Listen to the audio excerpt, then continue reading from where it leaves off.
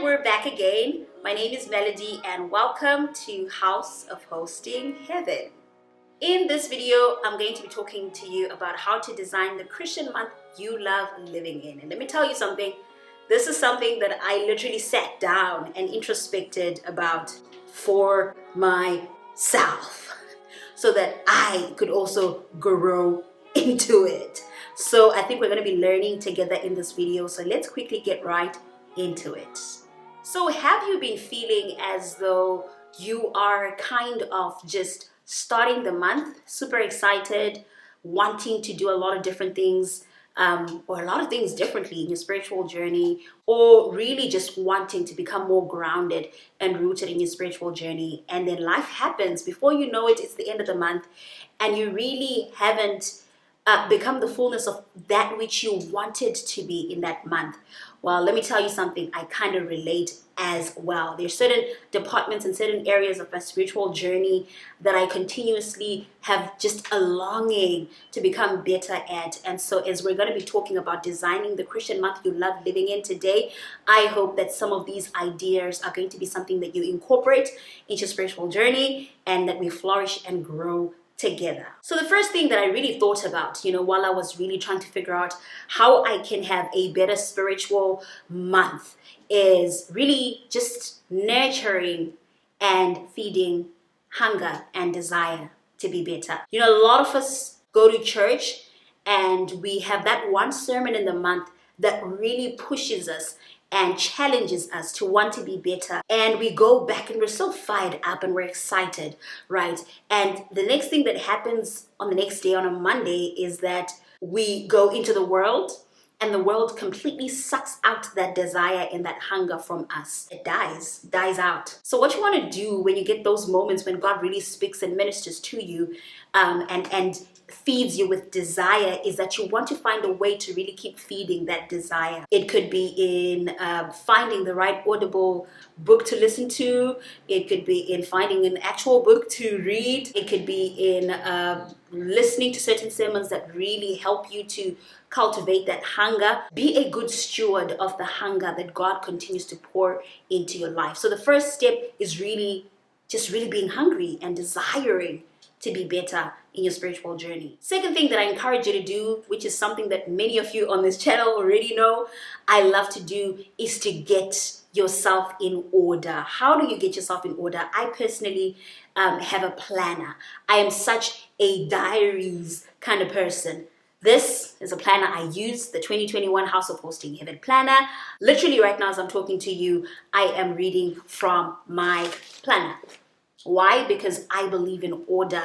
I believe in writing things down. I believe that we can think things up, and until we write them down, they are not really solidified. They're not really a vision. If it's still in your mind and you haven't written it down, you're not yet serious about it. So get a planner. Write down your plans for the month, what you expect to see, flourish, and grow in your spiritual journey in that month. Third thing that I want to encourage you to do is to actually divide your spiritual life into departments. Our spiritual life is actually very diverse and very dynamic, right? So something that the Hosting Heaven planner has already done for me that I absolutely love is that it's already divided my spiritual journey into different departments.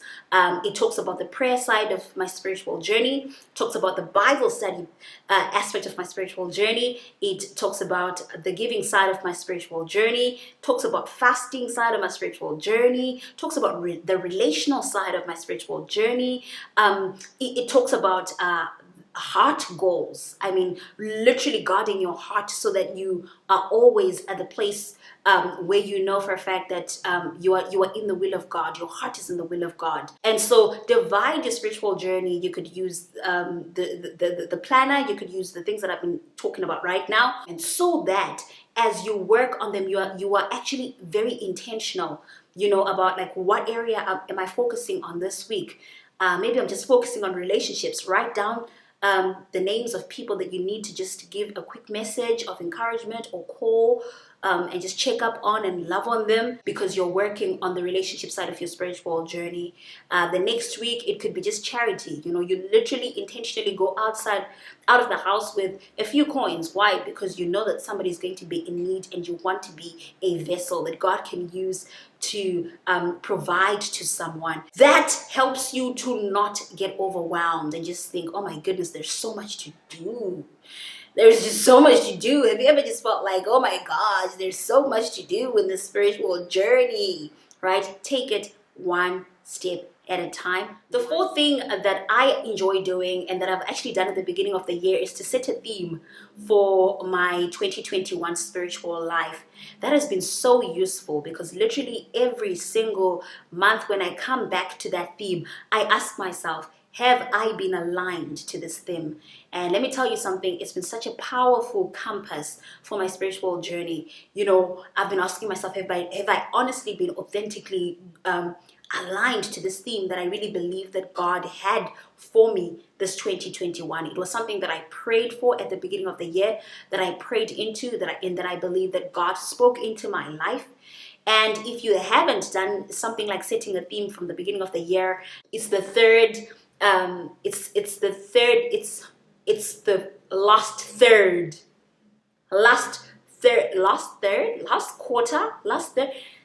In the comment section below, help me.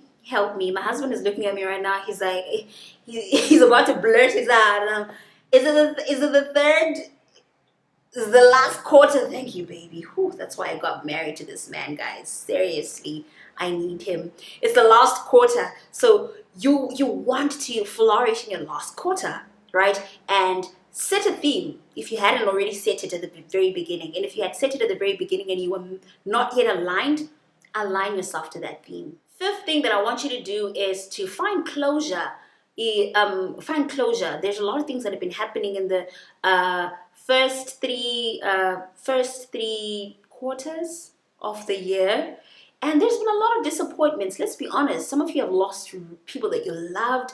Some of you have had people that you absolutely care for suffer. Maybe they've been affected by the pandemic. Some of you have lost jobs.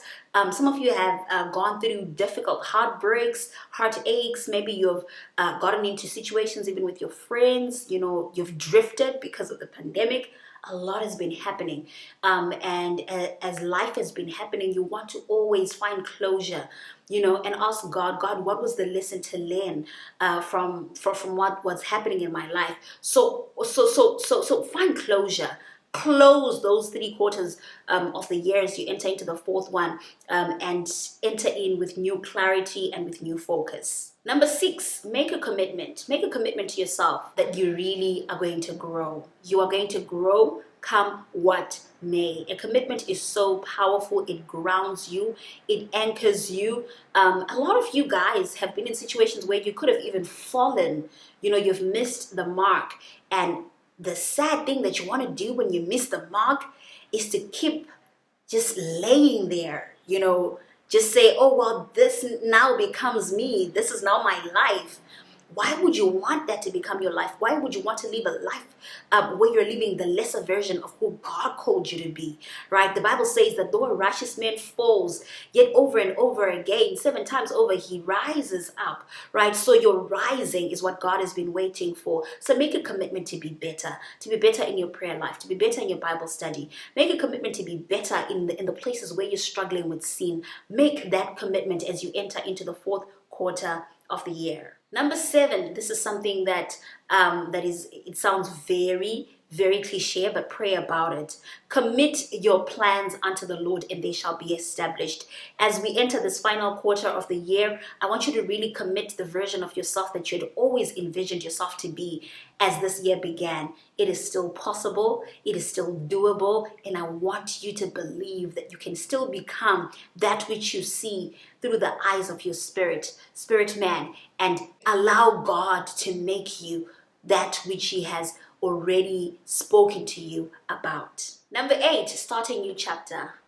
Forget the former things. Forget the former things. Leave them behind. Press towards the mark of the higher calling. Refuse for the enemy to continue to give you flashbacks about the places where you have fallen. Refuse for the enemy to remind you how much you have been leaving beneath who you are. Refuse for the enemy to pull you down. Start all over again. Start a new chapter with God. Say, Lord, in this fourth and final chapter of this year, please give me the strength to pursue you with passion and excitement, and may this be the best few months of this year, and may they supersede what you have been doing in my life, even in the past 3 quarters of the year. And finally, number 9, find resources that really help you towards those commitments that you've made. If it's a blog, go read up a lot of things that really nourish you and set you up for success as somebody that wants to design the Christian months that you love living in. As the year ends, find a YouTube channel of somebody that nourishes you and encourages you. Be committed to actually going back to that YouTube channel and learning more and more. You know, every time you want to press into a Netflix video every single day. You know, some of you can't sleep until you watch a couple of Netflix movies. Just have a week, you know, where you just don't watch any Netflix, or just, you know, reduce that time and spend some of that time just really nourishing your spirit and allowing God to do a work in you. I'm super excited for what God is about to do for you in the last quarter, and what God is about to do for me as well in this last quarter. It's a very busy time for me as House of Hosting Heaven. We have our conferences in this last quarter. I have a book coming up in this last quarter. There's a lot of things that I want to do in this last quarter, but I have to also be very intentional in making sure that I'm not just doing the work of the God and not honoring and loving the God of the work. So this video is for you, and this video is for me, and let's have the best last quarter of the year ever. And if you need some help, you know, the 2021 House of Hosting Heaven Planner is available for you on the website below. It is still available in soft copy, extremely cheap, extremely inexpensive, something that you can use to create some structure into your spiritual journey. And as we're tapping out, let me know in the comment section below, what area of your spiritual journey have you really been trusting God for some growth in?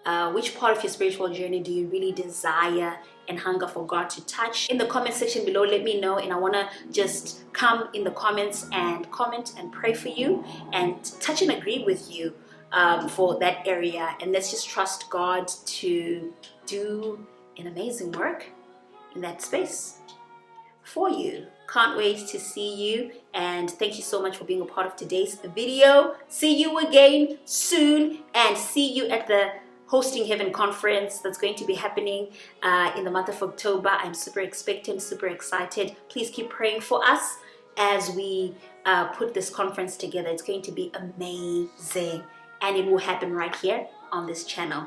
See you very soon. Bye.